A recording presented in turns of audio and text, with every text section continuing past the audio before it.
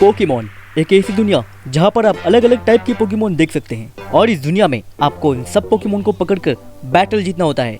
और अगर आप इन सारे पोकेमॉन से जीत गए तो आप पोकेमॉन चैंपियन कहलाओगे। और इस माइनक्राफ्ट में मुझे 100 डे सर्वाइव करना पड़ेगा। पोकेमॉन के वर्ल्ड में सर्वाइव करते वक्त मुझे बनाना पड़ेगा एक नया बेस और मुझे कम से कम एक जिम बैच जीतना पड़ेगा। तो शुरू करते हैं हमारे इस पोकेमॉन के वीडियो को। और गाइस, मैं आ चुका हूँ पोकेमॉन के वर्ल्ड में और मेरे पास बहुत सारे खतरनाक सामान है और ये सब मुझे सर्वर पे लॉगिन होने पे मिला है। और आप में से कई सारे लोगों ने कहा कि मैं हर रोज चार्मेंडर को चुनता हूँ और इसलिए मैंने अपना फर्स्ट पोकेमॉन फ्रॉकी को चुना है क्योंकि ये बड़ा होकर ग्रीन निंजा बनेगा। और सफर से निकलने से पहले मेरे सामने हुआ फ्लेचिंग से, जो कि fire and bird type Pokemon है। और इस टाइप को देखते हुए मैंने अपने पोकेमॉन की मदद से उसके ऊपर पानी फेंक दिया और मैं निकल गया अपनी सफर की ओर। और सफर के वक्त मुझे बहुत सारे एप्लीकॉन मिले और इन सब एप्लीकॉन की मदद से मैं पोकेबॉल बना सकता हूँ। कुछ देर आगे बढ़ने के बाद मैंने यहाँ पर बहुत सारे पेड़ों को जलते हुए देखा और देखने से ऐसा लग रहा था कि यहाँ पे कोई फायर टाइप पोकेमॉन हो सकता है और मेरा शक सही निकला। और इन लावा के बीच मुझे मिला स्लगमा और इस पोकेमॉन को देखने के बाद मुझे लगा कि मेरे टीम में एक फायर टाइप पोकेमॉन होना चाहिए और इसलिए मैंने इसके ऊपर पोकेबॉल फेंक दिया। 2 पोकेबॉल वेस्ट करने के बाद आखिरकार ये पोकेमॉन मैंने पकड़ लिया और मैं आगे निकल गया अपनी सफर की ओर। और कुछ टाइम बीतने के बाद यहाँ पे रात होने लगा और तभी मुझे आसमानों के बीच एक पोर्टल दिखा जो कि मैग्नेटिक फील्ड की तरह दिख रहा था। और रात होने के बाद मैं इस जगह पर भटकता रहा और इसलिए मैंने अपने पोकेमॉन को बाहर निकाला और इस जगह पर आग लगा दी। और इससे मुझे अंधेरे से छुटकारा मिल गया। सुबह होने के बाद मुझे 20 लेवल का एक बंदा मिला और मुझे अपने पोकेमॉन को ट्रेन करने के लिए इससे फाइटिंग करना था और इसलिए मैंने बैटल करना शुरू कर दिया। और इसके एक ही पोकेमॉन ने मेरे 2 पोकेमॉन का काम तमाम कर दिया और आखिरकार वो बंदा मुझसे जीत गया। पहली बात, मुझसे कोई जीत नहीं सकता और इसलिए मैंने इस बंदे को जमीन के अंदर गाड़ दिया और भगवान इसकी आत्मा को शांति दे।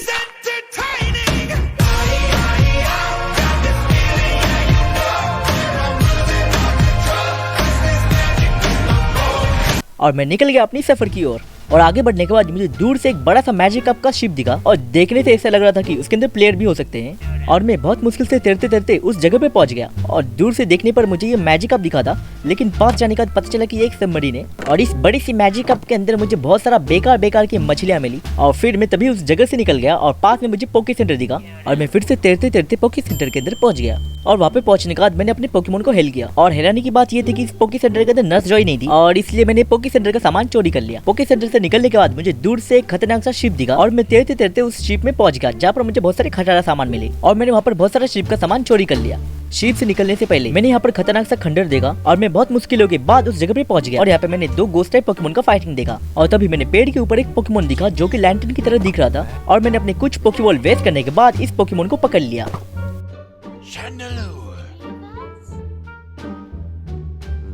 और ये शैंडेलू पोकेमॉन बहुत काम का था क्योंकि इस पोकेमॉन के ऊपर बैठने के बाद मैं आसमान में उड़ सकता था और इस पोकेमॉन ने कई सारा टाइम मेरा बचा लिया। जब मैं अपने पोकेमॉन के ऊपर बैठकर उड़ रहा था तब मैंने पानी के नीचे एक बॉस पोकेमॉन दिखा जो कि मैजिक अप था, लेकिन ये ग्रीन कलर का क्यों है यार।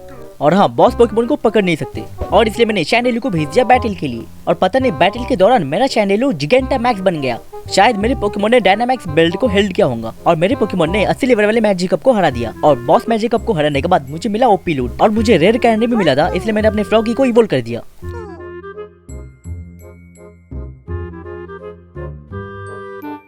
मेरा फ्रॉगी इवोल्व होके बन चुका था फ्रोगाइडर। और कुछ देर के बाद यहाँ पर रात हो गया और दूर से मुझे एक विलेज दिखा और विलेज में पहुंचने के बाद मैं सबसे पहले पोकेमॉन मार्ट में गया और यहाँ पर मैंने कई सारी चीजों को बेचा और बहुत सारे पोकेबॉल को खरीद लिया। सुबह होने के बाद मैंने एक ग्रास टाइप पोकेमॉन देखा जिसका नाम चिकोरिटा था और मैंने इसे पकड़ लिया।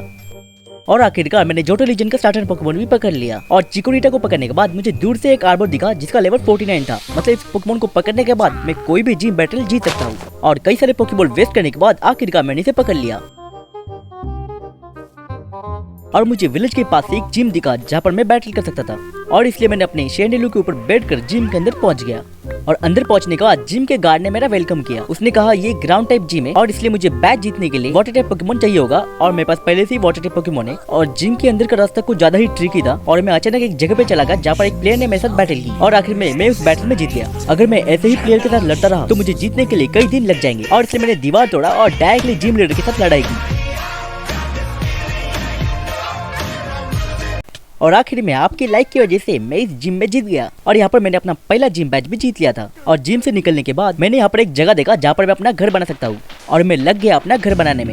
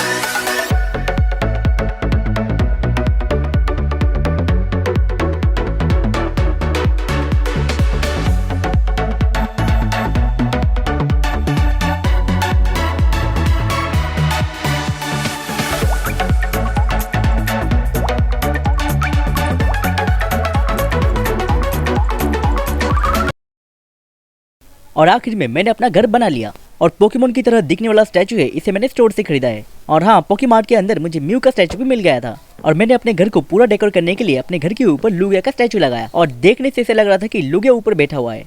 और गाइस, इस वीडियो को देखने के बाद आपको क्या लगता है ये आप हमें कमेंट करके जरूर बताइए। और आपको ये वीडियो पसंद आया तो जल्दी से मेरे चैनल को सब्सक्राइब करें और मिलते हैं अगली बार और नए वीडियो के साथ।